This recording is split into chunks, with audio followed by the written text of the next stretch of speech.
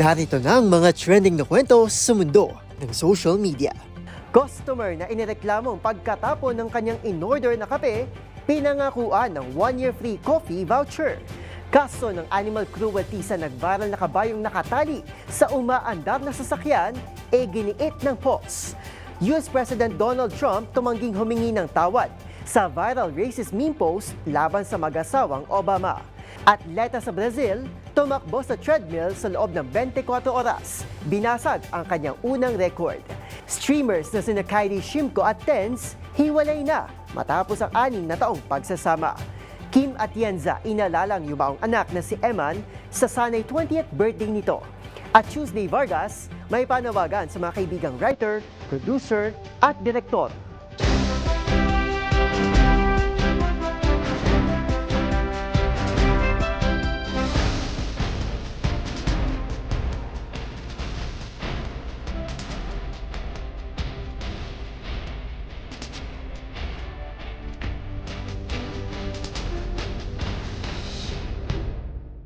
Iba't ibang mga nagba-viral na kwento na naman ang ating pag-uusapan.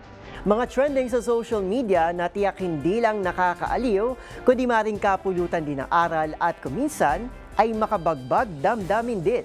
Kasama ang buong pwersa ng DZRH-TV, ito po ang TNVS. Trending and viral show na kahandang kumpletuhin ang buong kwento. Masaya, malungkot o isyong pambayan man yan, sagot na namin ang inyong tanghalian.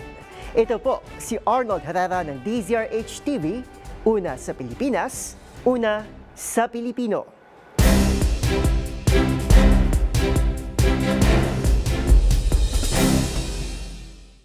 Para sa ating unang trending story ngayong tanghali, sa dami ng buwis-buhay na pakulo ng content creator sa social media, sino mag-aakala na ang tatawag lang pala sa atensyon ng publiko ay isang aesthetic na picture ng natapong kape. Ang customer kasing ito, dismayado nang bumigay ang take-out bag na ibinigay sa kanya ng isang sikat na coffee shop.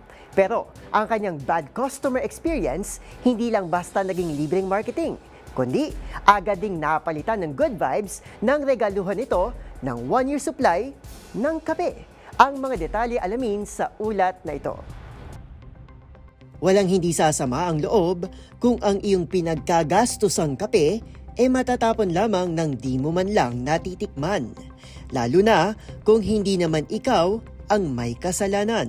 Pero ang eksenang yan ng customer na si April, tila pinagpiestahan pa ng publiko. Ang picture kasi nito ng natapong kape, nag-ala advertisement sa sobrang aesthetic ng atake. Kwento nito, bigla na lang bumigay ang take-out bag ng kanyang kape dahilan para tumapon sa kalsada ang 4 na cups ng inumin na pasalubong pa naman daw sana nito. Sa unang tingin, iisiping sinadya ang pagkakatapon ng inumin dahil sa tila pulidong paghahalo-halo ng mga kulay ng kape na may added texture pa ng pating tissue at mga nagkalat na yelo. Sa sobrang ganda, ginawa pa nga itong wallpaper ng marami. Agad namang nakarating sa pamunuan ng coffee shop ang nangyari at mabilis na humingi ng paumanhin kay April. At bilang pambawi, niregaluhan lang naman ito ng voucher para sa 1 taong supply ng libreng kape. Napasana all tuloy ang netizens na aminadong sila din naman daw nagreklamo pero hindi pinalad na maambunan ng grasya. Sabi pa nga ng isa, paniguradong palpitate malala ang aabuti ni ate dahil sa voucher na ito. Unang nag-viral ang picture sa social media app na Threads. Para sa DZRH-TV, ito si Arnold Herrera. Una sa Pilipinas, una sa Pilipino.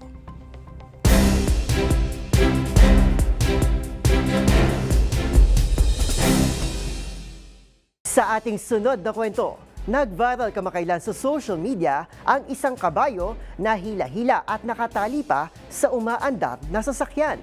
Dahil dito, maraming netizens ang uminit ang ulo, kabilang na ang Philippine Animal Welfare Society o PAWS na nanindigan na isa itong kaso ng animal cruelty. Ang buong detalye panoorin sa report ni Rovic Manuel. Mariing nanindigan ng Philippine Animal Welfare Society o PAWS na animal cruelty at hindi proper training ang nag-viral na video ng isang kabayong nakatali sa isang umaandar na pickup truck.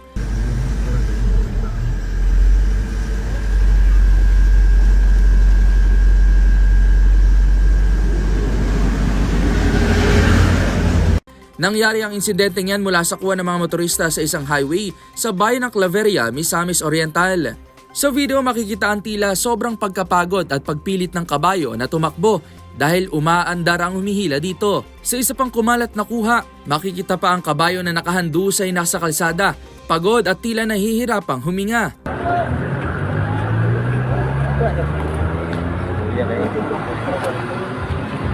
Dahil dito, maraming netizens ang nagpahayag ng kanilang galit at pagkondena sa ginawa sa kabayo. Git naman ang amo ng naturang kabayo na si Kabang, nagpanik lang ang kaniyang alaga dahil sa dami ng dumadaan na motorsiklo, bagay na salungat sa ulat ng mga saksi. Sa ilan pang nagsulputang komento na sawi daw ang kabayo kalaunan, bagay na pinabulaan na naman ang owner ng kabayo na si Jose Castro. Buwelta nito, ang nakuha ng tagpo ay bahagi aniya ng training method na ginagamit niya ng higit sa 10 taon na sa kanyang mga alagang kabayo. Sa isang video pa nga na ibinahagi rin ito sa kanyang account, makikita na buhay at tila ginugrumpa nito si Kabang at sinabing napaka-healthy nito. Samantala, sinabi naman ni PAWS Executive Director Ana Cabrera na dapat sinasanay ang mga ito sa isang controlled environment ayon na rin sa suhestyon ng mga eksperto at veterinaryo. Hindi raw sila kumbinsido sa katwiran ng may-ari at sinabing labis na pagod o sakit ang dahilan ng pag-collapse ng kabayong si Kabang. Nanawagan na ang PAWS sa mga residente na makipag-ugnayan sa kanila na maghahain ng kaso sa paglabag sa Animal Welfare Act. Para sa DZRH TV, ito si Rovic Manuel. Una sa Pilipinas, una sa Pilipino.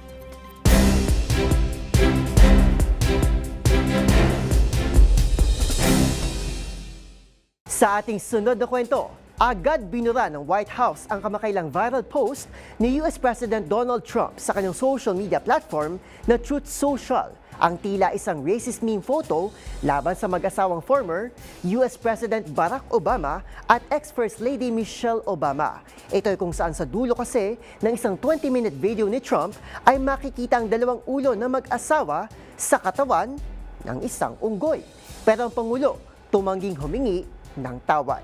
Ang paliwanag at ang viral now deleted photo silipin sa report ni James Galangue. Tumangging humingi ng tawad si United States President Donald Trump sa pinost nitong nakakatawang larawan ng mag-asawang Barack at Michelle Obama sa kanyang social media platform na Truth Social. Kung saan sa dulo kasi ng kanyang 20-minute video patungkol sa mga conspiracy theory ng 2020 US elections ay makikita ang ulo ng mag-asawa na nasa katawan ng unggoy. Pero depensa ni Trump sa mga online basher, wala raw siyang ginawang mali na ayon sa White House, isang staffer lamang daw umano ang nagpost nito na agad din nilang pinabura. I liked the beginning. I saw it and just passed it on. And I guess probably nobody reviewed the end of it because what I saw at the beginning was really, really strong. It was about fraudulent elections. And anytime I see that stuff and when it's credible, you put it up. But somebody slipped and missed a very small part. Pero paglilinaw ni Trump, hindi niya rin anya tinatanggap ang nasabing racist post at wala rin umano siyang ideya ukol dito. Inulan naman ang batikos online na nasabing post, kabilang na mula sa isang kilalang grupo, maging isang Trump-aligned group na may malapit na ugnayan sa Pangulo ay nagpahayag din ng pagkondena. Ayon sa Black Conservative Federation, hindi katanggap-tanggap at itinuturing na offensive ang naging post ng Pangulo na umunoy ng mamaliit sa mga Black American gamit ang ilang Black public figures. Sa ngayon, ay wala pa rin pahayag ang dating Pangulo ng Amerika ukol sa nasabing issue. Para sa DZRH TV, ito si James Galangue, una sa Pilipinas, una sa Pilipino.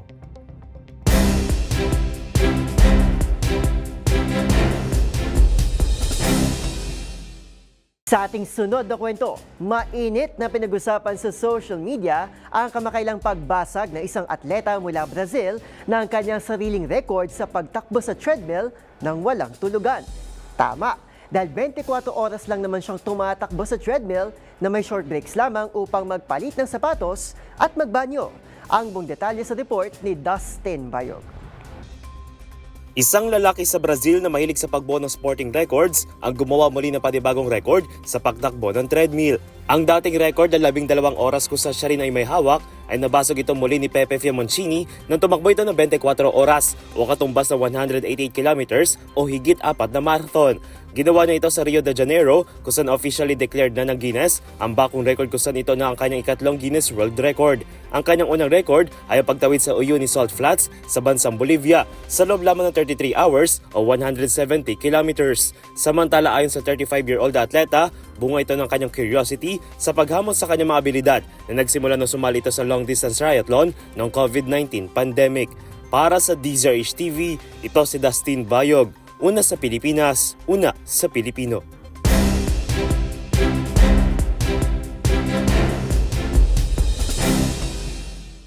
Samantala sa iba pang kwento, marami ang nalungkot sa balitang hiwalay na ang internet personalities na sila Kaide Shimko at Tens matapos ang 6 na taong pagsasama. Ang pahayag ng dalawa ukol sa hiwalayang may kinalaman sa kanilang individual growth, ihatid ni Millie Borja. Inanunsyo ng internet personality na si Kaide Shimko na hiwalay na sila ng kanyang fiancé na si Tyson Tens Ngo matapos ang 6 na taong pagsasama.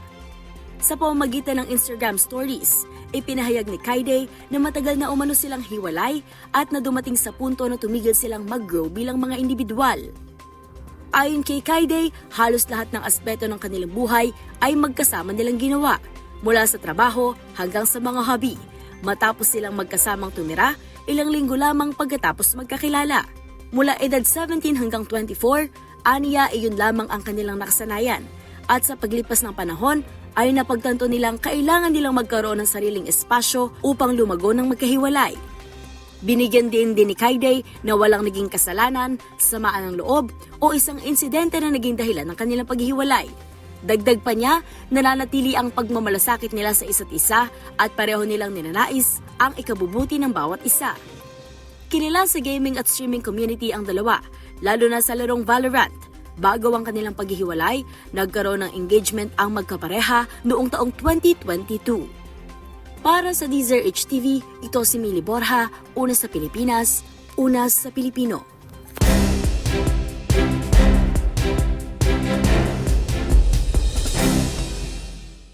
Sa mundo naman ng showbiz, inalala ng pamilya Atienza ang yumaong content creator na si Eman sa kanya sanang 20th birthday. At ano nga ba itong panawagan ng komedyante si Tuesday Vargas sa kanyang mga kaibigan sa industriya? Narito ang report ni Showbiz Angel. Higit 3 buwan na ang nakalipas mula nang gumulat sa online world ang pagpanaw ng content creator na si Emmanuel Atienza. At itong February 8 sa sanay 20th birthday ni Eman, inalala ito ng kanyang amang si Kuya Kim. Sa isang post ng TV host, nagbalik tanaw ito mula sa 18th at ika-19 na kaarawan ng dalaga at ibinahagi ang taon-taon anyang birthday wish ni Eman na to make people happy so I can be happy. Kalakip naman ang ilang throwback pictures noong sila'y bata pa. Nagpaabot din ng pagbati sina Jose at Eliana Atienza para sa bunsong kapatid na labis na raw nilang namimiss. Samantala sa iba pang balita, bumuhos naman ang suporta mula sa netizens kasunod ng post ni Tuesday Vargas sa social media kung saan nagpakatotoo ito tungkol sa kanyang paghahanap ng trabaho. Ang komedyante na nawagan na sa mga kaibigan niyang writer, producer at direktor na kung sakali mang mayroon itong mga proyekto na maaari siyang maging bahagi. Sa huli, ayon kay Tuesday, please hire me po at nangakong paghuhusayan. Bukod sa pagiging aktibo sa paggawa ng contents online, laman din ng social media account si Tuesday kamakailan ang pagla-live selling ng mga damit at pagbebenta ng kanyang paintings. Magunita na kamakailan lang dasal ang hiling ng komedyante para sa 24 anyos na anak na may kinakaharapaan niyang pagsubok. Para sa DZRH TV, ito po ng Showbiz Angel, una sa Pilipinas, una sa Pilipino.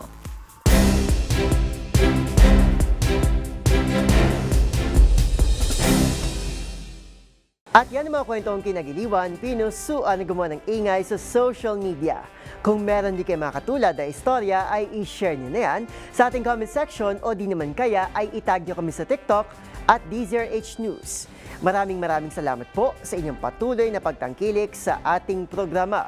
Magkita-kita tayo muli bukas para muling himayin, tuklasin at buuin ang mga detalye para kapag nakita mo ang viral video na may nag-share, ikaw na mismo ang magdaragdag ng mga impormasyong nalaman mo sa TNVS. trending, and viral show. Muli ito po si Arnold Herrera ng DZRH TV, una sa Pilipinas, una sa Pilipino.